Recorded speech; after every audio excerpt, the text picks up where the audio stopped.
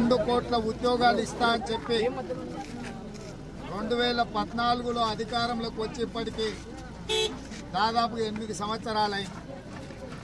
ఈ 8 సంవత్సరాలలో ఆయన చెప్పినట్టుగా ప్రతి సంవత్సరం 2 కోట్ల ఉద్యోగాలు ఇచ్చినుంటే ఇప్పటికి 16 కోట్ల ఉద్యోగాలు నిరుద్యోగులకు వస్తుండే.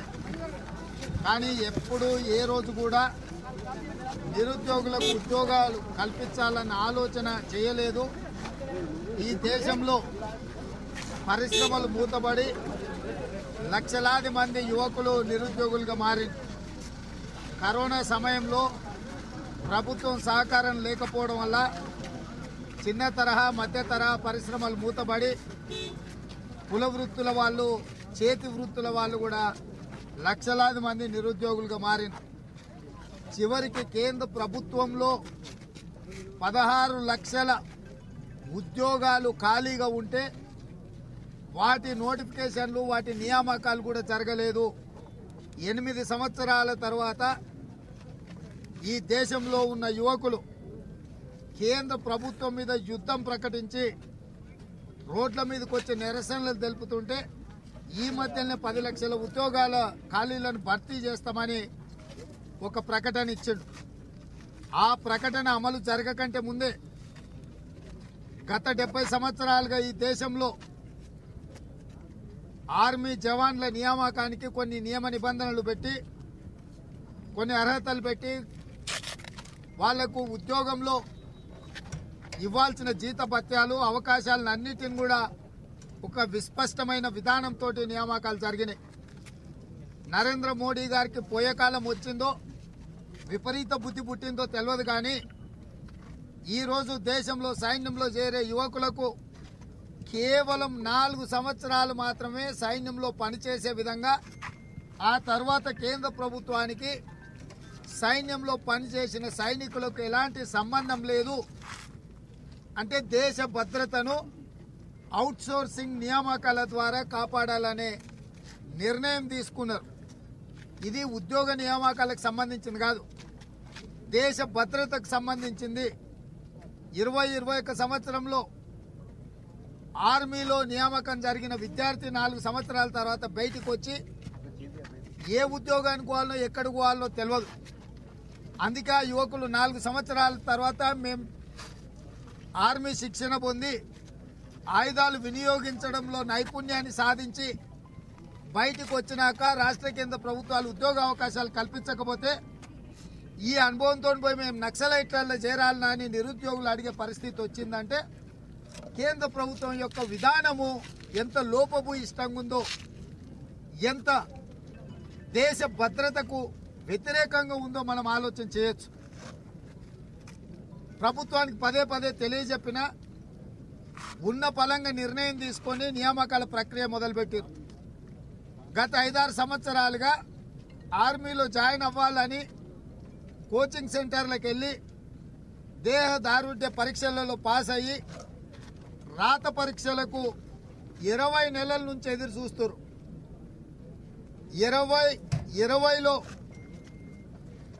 దేహ దారుఢ్యంలో ఎన్నికైన అభ్యర్థులు 2022 వచ్చే వరకు కూడా వాళ్ళకు పరీక్షలు నిర్వహించకపోవడం వల్ల కోచింగ్ సెంటర్ల చుట్టూ తిరుగుతూ దిగువ మధ్య తరగతి పిల్లలు ఊర్లలో నుంచి తల్లిదండ్రులు కష్టపడి కూలి పని చేసి ఇచ్చిన డబ్బులతోని నగరాలలో వచ్చి కోచింగ్ సెంటర్లలో శిక్షణ తీసుకొని పరీక్షలు జరగకపోవడం వల్ల అగమ్య గోచరంతో ఊరికి పోయి తల్లిదండ్రుల మొహం చూపించుకోలేక, ఇక్కడ వేరే పనులు చేయలేక సతమతమవుతున్న సందర్భంలో 4 సంవత్సరాల కోసం నియామకం చేపడతామని చెప్పి పిడుగులాంటి వార్తని నిరుద్యోగుల నెత్తి మీద నరేంద్ర మోడీ గారు వేసింది. వాళ్ళు నిరసన తెలిపి ప్రభుత్వాన్ని దేశ భద్రతను మీరు అవుట్సోర్సింగ్ ద్వారా చేయడం దుర్మార్గం అని చెప్పి ప్రధాన ప్రతిపక్ష పార్టీగా కాంగ్రెస్ పార్టీ ప్రధానమంత్రికి చెప్పే ప్రయత్నం చేసింది. కానీ ప్రధానమంత్రికి వినే అలవాటు లేదు. మన్ కీ బాత్ అని వన్ సైడ్ ఆయన మాట్లాడుడే ఆయనకు తెలుసు. ఆయన రేడియో లాంటోడు. రేడియో అది చెప్పేదే మనం వినాలి, మనం చెప్పేది రేడియో వినదు. నరేంద్ర మోడీ గారు కూడా ఒక కృత్రిమమైన రేడియో లాగా తయారైపోయిండు. ఆ రేడియోలో ఆయన మన్ కీ బాత్ ఎంతసేపు ఉన్నా ఆయన కావాల్సింది ఆయన వాగుతుంటాడు తప్పితే ప్రజలను కష్టాలు చెప్తే వినడానికి వేదిక లేకుండా పోయింది. ఈ నియామకాలను కూడా అదే రకంగా చేపట్టాలనుకుంటే అసహనంతో రగిలిపోతున్న నివురుగప్పిన నిప్పులా ఉన్న నిరుద్యోగ యువకుల యొక్క ఆవేశం ఒక్కసారిగా ఉప్పొంగి దేశం నలుమూలల నిరసన ప్రదర్శనలకు దిగిండ్రు. ఆ నిరసన ప్రదర్శనలు దారి తప్పి హింస వైపు వెళ్ళాయి. సంవయనంతో ఈ సమస్యను పరిష్కరించి సంవయనం పాటించాల్సిన పోలీసులు కాల్పుల ద్వారా ఈ దేశ సంపద అయిన యువకులను కాల్చి చంపుతున్నారు. దీనికి ప్రధాన కారణం నరేంద్ర మోడీ గారు. ఇట్లాంటి విషయాలు జరుగుతున్నప్పుడు భారతదేశం మొత్తం పార్టీని పెట్టి ప్రజల ఆకాంక్షలకు పనిచేస్తున్న దిక్కుమాలిన కేసీఆర్కి ఇది కనిపించలేదా? 16 మంది ఎంపీలు ఉన్నారు. ప్రధానమంత్రికి మొన్న మీరు ఢిల్లీ పోయినప్పుడు విజ్ఞప్తి పత్రం ఇచ్చి ఉండొచ్చు కదా. విధానాలను వ్యతిరేకించవు, విధానపరమైన సూచనలు చేయవు. ఈ ప్రభుత్వ తప్పిదాల వల్ల కాల్పుల్లో చచ్చిపోతే దాన్ని రాజకీయంగా వాడుకోవడానికి శవయాత్రలో శవాల మీద చిల్లరేరుకునేటోళ్ళలాగా తయారైంది. ఇవాళ రాకేష్ అనే యువకుడు వరంగల్లో చనిపోయాడు.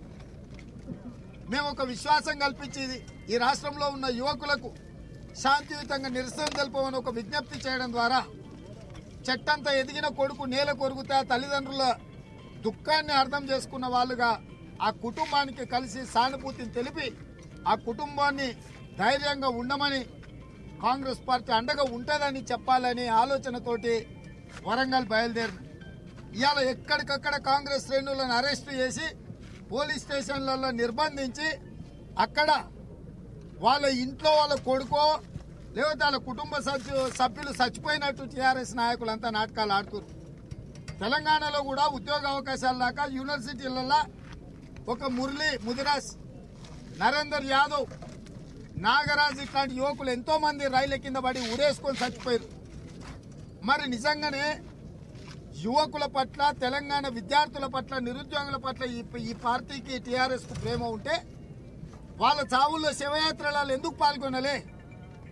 ఇవాళ జరిగిన దురదృష్టకరమైన సంఘటనను రాజకీయ ప్రయోజనానికి వాడుకోవడానికి టీఆర్ఎస్ ప్రభుత్వం బరితెగించి మిగతా ప్రతిపక్షాలన్నింటిని కూడా నియంత్రించి నిర్బంధించి అక్కడ మొత్తం ఒక రాజకీయ కార్యక్రమంగా అక్కడ వాళ్ళ కార్యక్రమాలు జరిగినాయి. అక్కడ రాకేష్ అనే యువకుడి యొక్క అంతిమయాత్ర లాగా లేదు, పల్చి కొట్టుకుంటున్న టీఆర్ఎస్ నాయకుల యొక్క యాత్రలాగా ఉన్నది. టీఆర్ఎస్ కార్యకర్తల ర్యాలీ లాగున్నది. కొంచెమన్నా సిగ్గుండాలి. చచ్చిన పిల్లగాడెవరు, చచ్చిన కారణమైంది, సావులో మీది మోడీది ఇద్దరిది కారణమైతే నిస్సిగ్గుగా మీరు అక్కడికి పోయి ఆ శవాన్ని కూడా రాజకీయ ప్రయోజనానికి ఉపయోగించుకునే ప్రయత్నం ఈరోజు ప్రభుత్వం చేసింది. నేను అడుగుతున్నా, ఎందుకు ఈ రాష్ట్ర ప్రభుత్వం, కేంద్ర ప్రభుత్వాలు భయపడుతున్నాయి? కాంగ్రెస్ ప్రధాన ప్రతిపక్షంగా బాధితులను కలిసి పరామర్శించడానికి కూడా అర్హత లేదా? ఎందుకు నియంత్రిస్తున్నారు, నిర్బంధిస్తున్నారు నేను అడుగుతున్నా. ఇలాంటి చర్యలు ప్రజాస్వామ్యానికి మంచిది కాదు. ఇవాళ ఈ రాష్ట్రంలో, దేశంలో జరుగుతున్న హింసకు కారణం నరేంద్ర మోడీ గారు, కల్వకుంట్ల చంద్రశేఖరరావు గారు. గత 8 సంవత్సరాలలో ప్రతి సంవత్సరం 2 కోట్ల ఉద్యోగాల పేరు మీద 16 కోట్ల ఉద్యోగాలు కేంద్ర ప్రభుత్వం బకాయి పడితే ఇంటికో ఉద్యోగం ఇస్తామని ఈరోజు రాష్ట్ర ప్రభుత్వంలో 2 లక్షల ఉద్యోగాలు ఖాళీలు ఉన్నాయి. ఈ నియామకాలు చేపట్టకపోవడం వల్ల ఈ నిరుద్యోగ యువకుల యొక్క ఆందోళన, ఆవేశానికి నరేంద్ర మోడీ, కల్వకుంట్ల చంద్రశేఖరరావు గారు ఇద్దరు కారణం. వీళ్ళిద్దరు తప్పిదాల వల్ల, వీళ్ళిద్దరి పరిపాలన వైఫల్యం వల్ల ఈరోజు దేశంలో ఈ రకమైన గందరగోళ పరిస్థితులు వచ్చినాయి. కాబట్టి కేంద్ర ప్రభుత్వంలో ఉన్న 16 లక్షల ఖాళీల ఉద్యోగాలు భర్తీ చేసే వరకు, రాష్ట్రంలో 2 లక్షల ఉద్యోగ ఖాళీలను భర్తీ చేసే వరకు కాంగ్రెస్ పార్టీ విద్యార్థి నిరుద్యోగ గర్జన కార్యక్రమాలు తీసుకుంటుంది. నిర్దిష్టమైన కార్యాచరణ, నిర్దిష్టమైన నియామకాల కోసం ఒక క్యాలెండర్ డేట్స్ ను రాష్ట్ర కేంద్ర ప్రభుత్వాలని కాంగ్రెస్ పార్టీ డిమాండ్ చేస్తుంది. ఇవాళ రాష్ట్ర కేంద్ర ప్రభుత్వాలు సమానమైన బాధ్యతను తీసుకోవాలి. దేశంలో చెలరేగుతున్న అలజడికి కారణం వీళ్ళిద్దరే. వీళ్ళిద్దరు ఉద్యోగ అవకాశాలు ఉపాధి అవకాశాలు కల్పించకపోవడం వల్లనే ఈ రోజు ఈ దేశంలో యువత ఆందోళనకు దిగుతున్నారు. వాళ్ళ ఆవేశం కసిగా మారి దొరికిన వాళ్ళని దొరికినట్లే బీజేపీ వాళ్ళని టీఆర్ఎస్ వాళ్ళను రోడ్డు మీద వేసి కుక్కలను కొట్టినట్టు కొట్టే పరిస్థితులు ఈరోజు రాష్ట్రంలో దేశంలో ఉన్నాయి. కాబట్టి ఇప్పటికైనా పరిస్థితిని అర్థం చేసుకొని తక్షణమే అగ్నిపథ్ పథకం ద్వారా అవుట్సోర్సింగ్ నియామకాలైన ఆర్మీ జవాన్ల నియామకాలకు ఏదైతే సంబంధించిన ప్రభుత్వం యొక్క నిర్ణయం ఉందో రద్దు చేసుకోవాలి, బేషరతుగా ఉపసంహరించుకోవాలి. అదేవిధంగా రాష్ట్రంలో కూడా ఖాళీలకు సంబంధించిన నోటిఫికేషన్లు ఇచ్చి ఎంబడే నియామకాలు జరగాలి. దీనికి సంబంధించి అగ్నిపథ్ విధానాన్ని సంబంధించి జూలై 3వ వారంలో పార్లమెంట్లో చర్చించి ఇవాళ చచ్చిపోయిన కుటుంబాలకు దేశవ్యాప్తంగా విద్యార్థుల మీద పెట్టిన అక్రమ కేసులను తక్షణమే బేషరతుగా రాష్ట్ర కేంద్ర ప్రభుత్వాలు ఎత్తేయాలి. ఇందులో చనిపోయిన కుటుంబాలకు ₹1 కోటి ఎక్స్గ్రేషియా ఇవ్వాలి. వాళ్ళ కుటుంబంలో ఒకరికి కేంద్ర ప్రభుత్వంలో ఉద్యోగం ఇవ్వాలి. వాళ్ళ మీద పెట్టిన విద్యార్థుల మీద పెట్టిన వందలాది మంది విద్యార్థుల మీద పెట్టిన అక్రమ కేసులను వెంటనే ఎత్తేయాలి. ఇవాళ ప్రభుత్వాలు కేసులు పెడితే రేపు ప్రభుత్వ ఉద్యోగాలకు వీళ్ళు అర్హత కోల్పోతారు. యువకులకు తీరని నష్టం జరుగుతుంది. ప్రభుత్వాలు పెట్టిన అక్రమ కేసులను వెంటనే తొలగించడం ద్వారా ఉద్యోగ నోటిఫికేషన్లు ఇచ్చి పూర్వపు నియమ నిబంధనల ప్రకారము ఆర్మీ జవాన్లను రిక్రూట్ చేసుకోవాలి. నేను ఉదయం చెప్పినట్టు రాహుల్ గాంధీ గారు మాట్లాడినట్టు ఆనాడు కాంగ్రెస్ పార్టీ గొప్ప నినాదం జై జవాన్ జై కిసాన్ విధానాన్ని తీసుకొచ్చి ఈ దేశానికి వెన్నెముక రైతులు, ఈ దేశానికి సరిహద్దులో పహారా కాసి కాపాడేది సైనికులు. రైతులు సైనికులు కలిసినప్పుడే ఈ దేశం బలిష్టంగా ఉంటుంది, దేశ ప్రయోజనాలను కాపాడుతుందని కాంగ్రెస్ పార్టీ ఏదైతే చెప్పిందో ఇవాళ రైతుల మీద, కాబోయే సైనికుల మీద రాష్ట్ర ప్రభుత్వాలు కేంద్ర ప్రభుత్వాలు దాడులు చేస్తున్నాయి. తక్షణమే రైతు వ్యతిరేక చట్టాలను ఉపసంహరించుకొని జాతికి ఏ విధంగా నరేంద్ర మోడీ గారు క్షమాపణ చెప్పిండ్రో ఇవాళ ఈ రోజు ప్రభుత్వం తీసుకొచ్చిన అగ్నిపథ్ విధానాన్ని బేషరతుగా ఉపసంహరించుకొని ఈ దేశంలో ఉండే యువకులకు బేషరతుగా ప్రధానమంత్రి నరేంద్ర మోడీ గారు క్షమాపణ చెప్పాల్సిందిగా కాంగ్రెస్ పార్టీ డిమాండ్ చేస్తుంది. నిన్న సికింద్రాబాద్ లో జరిగిన సెక్రటరీలో కొంతమంది కాల్పుల్లో గాయపడ్డ వాళ్ళు గాంధీ ఆసుపత్రిలో ఉన్నారు. వాళ్ళని పరామర్శించడానికి ఇప్పుడు నేను గాంధీ ఆసుపత్రికి వెళ్తున్నా. అక్కడ వాళ్ళని పరామర్శించి వాళ్ళకు ఒక భరోసా కల్పించి వాళ్ళకు మంచి వైద్యాన్ని అందించాల్సిందిగా రాష్ట్ర ప్రభుత్వాన్ని డిమాండ్ చేస్తూ ఒకవేళ అవసరం అనుకుంటే మంచి కార్పొరేట్ ఆసుపత్రులలో ఎవరికైతే గాయాలైన యువకులకు వైద్యం అందించాల్సిన అవసరం ఉంది. ప్రభుత్వానికి చేత కాకపోతే కాంగ్రెస్ పార్టీ పక్షాన గాయాల పాలైన యువకులకు కార్పొరేట్ వైద్యాన్ని అందించే బాధ్యత కాంగ్రెస్ పార్టీ తీసుకుంటుంది. ఆ విషయాలను కూడా కుటుంబ సభ్యులకు చెప్పడానికి ఇప్పుడు నేను గాంధీ ఆసుపత్రికి వెళ్తున్నాను. అక్కడ బాధితులను పరామర్శించి వాళ్ళకు అవసరమైన మంచి వైద్య సహాయాన్ని అందించడానికి, కార్పొరేట్ వైద్యాన్ని అందించడానికి కాంగ్రెస్ పార్టీ నిర్ణయించుకున్నది. వాళ్ళకు ఒక నమ్మకం కలిగించే ప్రయత్నం చేస్తున్నాం. అదేవిధంగా ఈ వేదిక మీద నుంచి తెలంగాణ యువకులకు ముఖ్యంగా విజ్ఞప్తి చేస్తున్నా, హింస ఏ సమస్యకు పరిష్కారం కాదు. హింసకు పాల్పడడం ద్వారా మన సమస్య మరింత జటిలమవుతుంది. ఈ హింసలో మీరు కాదు, ప్రభుత్వం హింసకు పాల్పడి మీ ప్రాణాలు పోతున్నాయి. ప్రభుత్వం యొక్క హింస కూడా మంచిది కాదు. ఈ పిల్లలు మన పిల్లలు కొన్ని అకారణమైన పరిస్థితుల వల్లనో, విధిలేని పరిస్థితుల వల్లనో క్షణికావేశానికి లోనైనప్పుడు పెద్దలుగా మనం సంయమనం పాటించాల్సిన అవసరం ఉంది. ప్రభుత్వం కూడా సంయమనం పాటించాలి. పాశవిక దాడులను మానాలి. కాల్పులు జరపడాన్ని తక్షణమే ప్రభుత్వం ఆపేయాలి. వాళ్ళకు అవగాహన కల్పించాలి. వాళ్లకు విశ్వాసాన్ని కల్పించి మనం చట్టాలను చేస్తామని కూడా నమ్మకం కలిగించాలి. ఈ అగ్నిపథ్కు సంబంధించిన విధానాలను జిల్లా కేంద్రాలలో, యూనివర్సిటీలలో, డిగ్రీ కాలేజీలలో విస్తృతమైన చర్చ జరగాలి.